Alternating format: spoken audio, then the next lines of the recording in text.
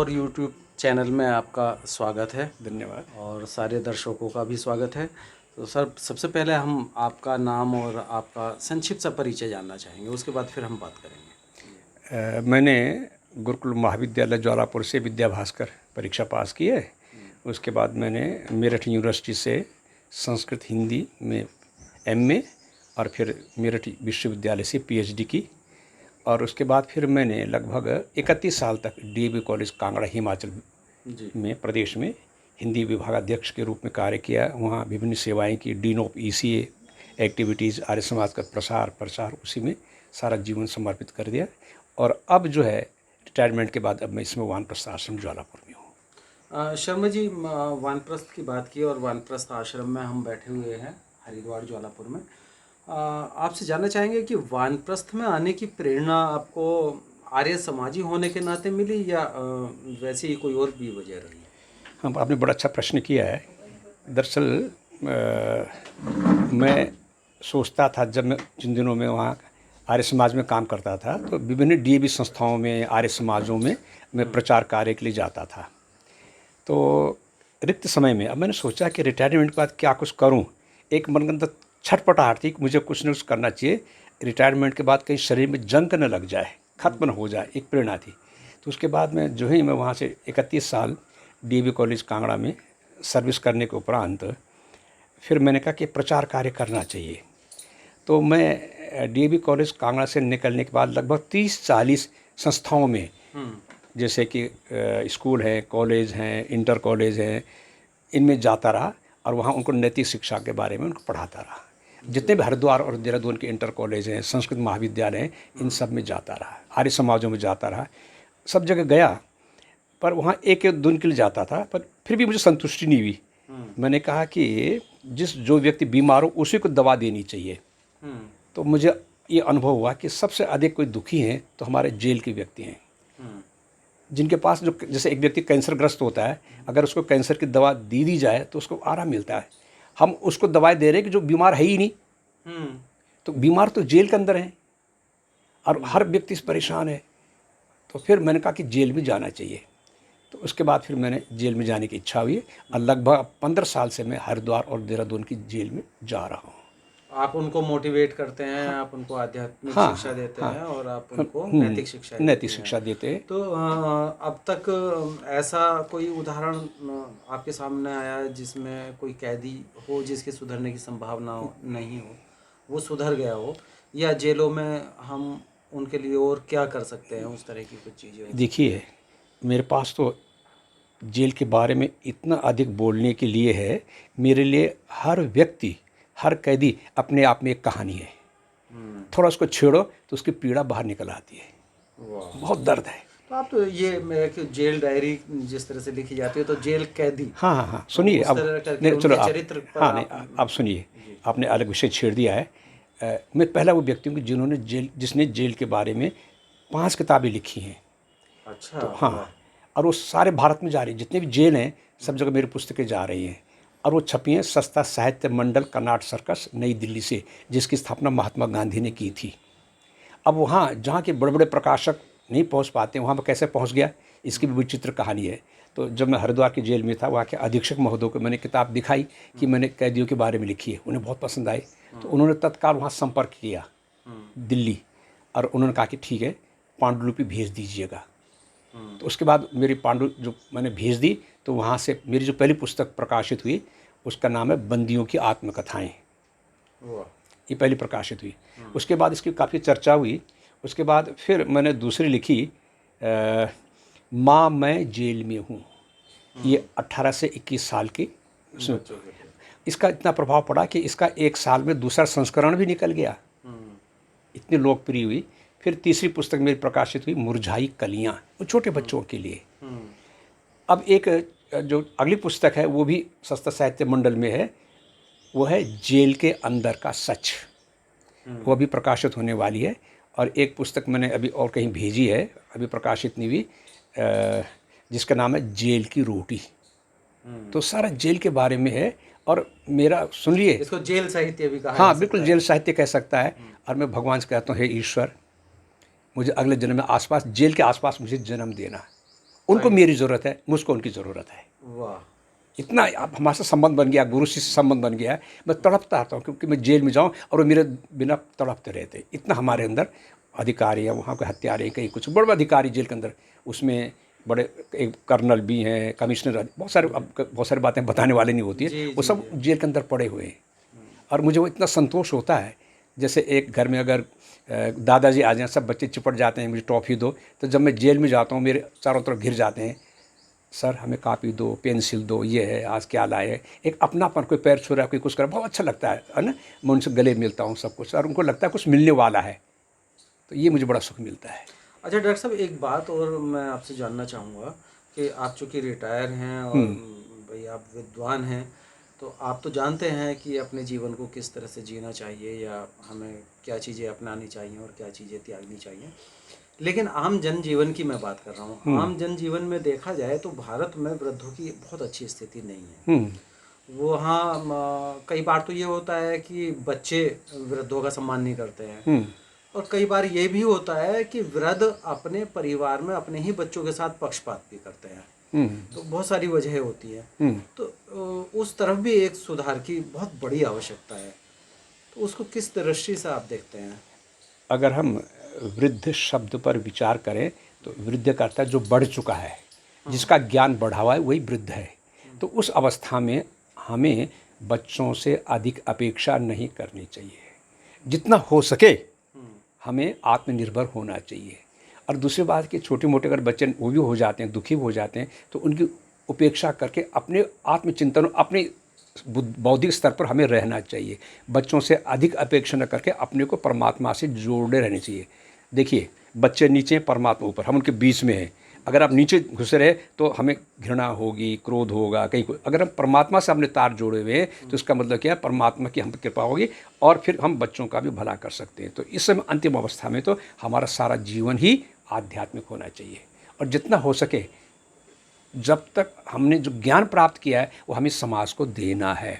अब तक हमने अर्जित किया, प्रश्न है कि हम समाज को क्या दे रहे हैं। तो यही एक अवस्था होती है कि जब हमें समाज को देने का मौका मिलता है। हम लोग इसमें वानप्रस्थी हैं। इसका अर्थ है जिसने वन की ओर प्रस्थान कर दिया है। तो अब हमें वन की ओर प्रस्थान करके, ये नहीं कि यहाँ कुटिया आकर हम घेर लें, ये नहीं, फिर यहाँ से बाहर निकलना है। ये तो एक सहारा है। तो हमें जाना है गाँवों में और किसी कस्बों में जहाँ हमारी आवश्यकता है, और निःशुल्क होकर के जो आप काम करेंगे उसका और ही मज़ा है। मैं खुद सोचता हूँ कि अब तक मैंने जो नौकरी की है उसके बदले पैसे लिए, मुझे संतुष्टि नहीं। लेकिन अब जो निःशुल्क मैं जाता हूँ जेल के अंदर जो है, अपनी पुस्तकें लेकर के, अपने कापी लेके, वो मुझे सबसे बड़ा संतोष है। तो अगर मेरी ज़िंदगी का सबसे अगर सुनहरे अवसर है तो ये है कि मैं जेल में अपना जीवन जी रहा हूँ। जो मुझे सुख मिलता है उसकी कोई आप कल्पना भी नहीं कर सकते हैं। तो मेरा संदेश यही है कि अब जैसे जो वृद्ध व्यक्ति हैं, इनको जितना हो सके अपने आसपास के समाज के प्रति स्वयं को समर्पित कर देना चाहिए, निष्काम भाव से। अपनी जो है बच्चों से अधिक काम ना करें। इच्छा कब होती है, हमें आत्मसम्मान मिले, ठीक मिलना चाहिए, लेकिन अगर नहीं भी मिलता तो पीड़ित न हो, चिंतित न हो, उससे ऊपर उठ करके निरंतर काम करते हैं और ईश्वर के ध्यान जुड़ा रहे। तो जब ईश्वर की ओर ध्यान लगा रहेगा तो फिर छोटी मोटी बातों की और आपका ध्यान नहीं जाएगा। परमात्मा से तार जोड़ के रखिए, बस यही मेरा संदेश है। नहीं, ये तो पढ़े लिखे लोगों की और संपन्न लोगों की बात हो गई फिर भी। लेकिन दरअसल भारतीय समाज में तीन तरह के तबके तो हैं। एक गरीबी वाला है, एक मध्यम श्रेणी का हम मानते हैं, और एक अपर मानते हैं। तो विशेष रूप से मध्यम श्रेणी के का जो संघर्ष होता है उसमें जो झंझावात होते हैं, बच्चों के साथ हो या अपने से पुरानी पीढ़ी में हो, अपने से आगे वाली पीढ़ी में हो, और समाज में अपने आप को स्थापित करना, अपने आप को बनाए रखना, अपने आप को, और बहुत ज़्यादा रोजगार के साधन भी नहीं होते हैं लोगों के पास। कोई मजदूरी करता है, कोई खेती करता है, कोई, सब लोग अध्यापक नहीं होते हैं, सब लोग पुलिस में नहीं होते हैं, तो सबकी तनख्वाहें नहीं आती हैं, कहने का तात्पर्य। तो उन लोगों के अलग तरह के संघर्ष होते हैं। तो उस अलग तरह के संघर्ष में वो इतने टूट और बिखर जाते हैं कि जब हम ये मानते हैं कि उनको ज्ञान हो गया है, वो वृद्ध हो गए हैं, यानी कि बढ़ गए हैं, वृद्धि हो गई है उनके अनुभवों में, तब उनकी अपेक्षाएं शुरू हो जाती हैं, उपेक्षाएं शुरू हो जाती हैं। तो उस स्थिति में एक अलग तरह की पीड़ा उस वृद्ध को होती है, जिनके लिए उसने पूरे जीवन किया, और अब वो सब लोग वानप्रस्थ भी नहीं आ सकते, नहीं ठीक है। या सब लोग वृद्धाश्रम भी नहीं जा सकते। अच्छा, वृद्धाश्रम जाने की एक अलग शर्म भी होती है, जाएंगे तो बच्चों को क्या कहेंगे। हाँ ये तो हालांकि बच्चों को चिंता नहीं होती, उनको होती है। कई बार ये होता है कि वृद्ध खुद में इतना ज़्यादा पक्षपात करते हैं संतानों के साथ कि एक संतान को दे देंगे, दूसरी को नहीं देंगे, उस तरह की चीज़ होती है। तो ये जो सामाजिक व्यवस्थाएं, इस तरह की अव्यवस्थाएं कहा जाएगा बल्कि, ये जो कुव्यवस्था या अव्यवस्था हुई है, इसके लिए क्या सुधार हो सकता है, किस तरह से हो सकता है? आपने बड़ा अच्छा प्रश्न किया है। अभी कुछ देर पहले एक माता आई थी, हरियाणा के रहने वाली थी, और वो पता है क्या कह रही थी? वो कह रही थी कि मेरा बेटा मेरा गला पकड़ लेता है कि दे मुझे पैसे, कि जो मेरे पिताजी की इन पेंशन है अपनी है 60,000 करीब मिलती है, मुझे चाहिए। अब प्रश्न है कि ऐसी नौबत क्यों आती है?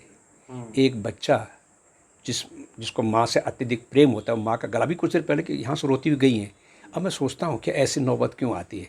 इसका मतलब कहीं उन दोनों के बीच में आपस में टकराव है। माँ के पास पैसा है, वो बच्चों को नहीं देना चाहती। अच्छा, बच्चा ही चाहता है कि जब मुफ्त का पैसा मैं क्यों छोड़ूं, तो उनके बीच में टकराव चल रहा है। अब उसका परिणाम वो यहाँ वानप्रस्थ आश्रम में आ गई कि चलो यहाँ कम से कम आराम ज़िंदगी में जी सकूँ। लेकिन मैं सोचता हूँ कि अगर उसके पास इतना अगर कुछ पैसा है और बच्चे को आवश्यकता है, तो अगर कुछ पैसा वो बच्चों को भी दे दे तो इसमें नुकसान क्या है? कम से कम उसके अंदर जो एक प्रकार से विघटन की वो क्षमता वो ख़त्म हो जाएगी, कोई अच्छे काम कर सकेगा। ठीक है, तो इस प्रकार का अगर हम चिंतन बदल दें।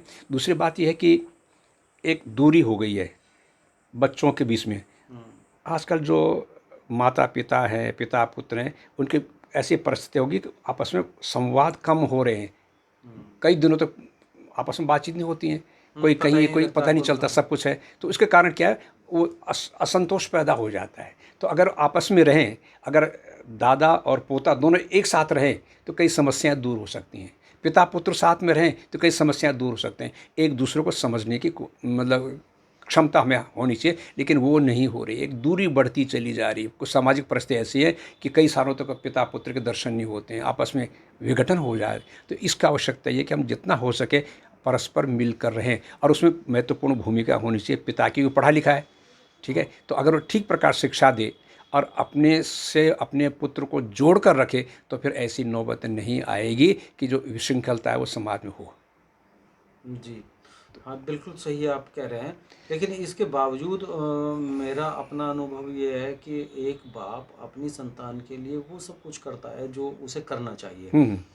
इसके बावजूद बच्चे किसी गलत रास्ते पे जा रहे हैं, उसको तब पता लगता है जब बाकी समाज को पता लग चुका होता है। मतलब एक बाप को अपने बच्चों की गलतियों का या बच्चों के दूसरे रास्ते पे जाने का पता सबसे बाद में लगता है। तो वो कारण है हाँ, उसका उनका कम्युनिकेशन गैप हाँ होना। मतलब हाँ, उनकी इतनी दूरी बढ़ गई है, और कि दोनों का मिलना जुलना नहीं हो पाता है। वो किसी चिंतन में अलग, किसी में कहीं नौकरी कर रहा है, पिता कहीं रिटायरमेंट के बाद पिता घर में है, बच्चा कहीं बाहर है। फिर उसको कैसे सोसाइटी है, इसके लिए समाज भी दोषी हमारा, वो किस परिवेश में रह रहा है।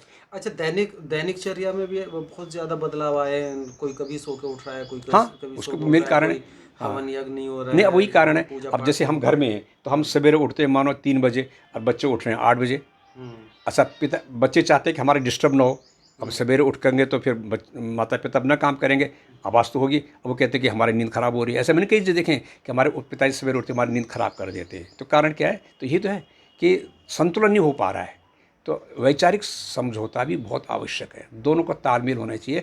और प्रश्न है कि हमारे बुजुर्ग हैं अपने बच्चों को कितने संस्कार दे पाते हैं। संस्कार कहते हैं संस्करोति इति संस्कारा, जो शुद्ध कर दे, परिष्कृत कर दे, वो स्थिति नहीं हो पा रही है। एक दूरी बढ़ती चली जा रही है। हम भौतिकता के युग में बस केवल खाने पीने तक सीमित हैं, हमारा आध्यात्मिक चिंतन पूरी तरह समाप्त हो गया है। कहने का तात्पर्य ये है कि एक बाप या एक माँ अपने बच्चों को खाना पीना देती है, पढ़ाते हैं उनको, सब कुछ देते हैं संस्कारों के सिवा। हाँ, संस्कार नहीं देते, जिसके लिए बाद में परेशान होना हाँ, पड़ता सही है। बात है। हाँ, तो संस्कार देना अत्यंत आवश्यक है। नहीं, बिल्कुल आप ठीक कह रहे हैं। तो संस्कार को होना बहुत आवश्यक है।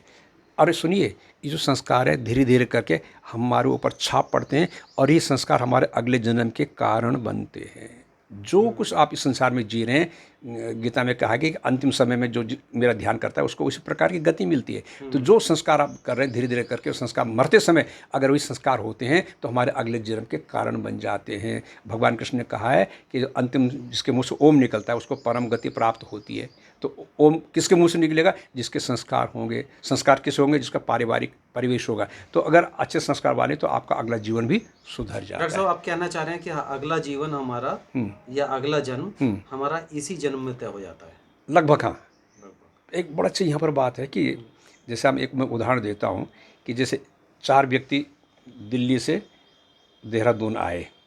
अब वहाँ उनका अलग अलग, जो शराबी है वो आती है शराब की दुकान ढूंढेगा, एक भक्त है वो किसी मंदिर में जाएगा, विद्यार्थी है और कहीं जाएगा। तो इसी प्रकार जो व्यक्ति अगले जन्म की तैयारी कर रहा है उसके कैसे संस्कार हैं, कल्पना कीजिए अगर वो शराबी है और उसकी मृत्यु होती है तो उसका किसी शराबी के यहाँ उसका जन्म होगा, उसके संस्कार को वहाँ खींच कर ले जा रहे हैं। अगर कोई ब्राह्मण है तो उसका किसी ब्राह्मण के यहाँ जन्म होगा। तो सारा खेल किसका है? संस्कारों का है। आपने कभी आप टीवी में देखा कि छोटा बच्चा शुरू से वेद मंत्रोच्चारण कर रहा है, गीता पढ़ रहा है, हाँ, तो उसका कारण क्या? संस्कार है। तो जितने हमारे शुद्ध संस्कार परिष्कृत होंगे हमारा अगला जीवन भी उतना सार्थक हो जाता है। ले बहुत बहुत धन्यवाद आपका वार्ता के लिए। धन्यवाद। और आशा है कि आपसे पुनः भेंट होगी। धन्यवाद, मेरा सौभाग्य है। धन्यवाद। धन्यवाद।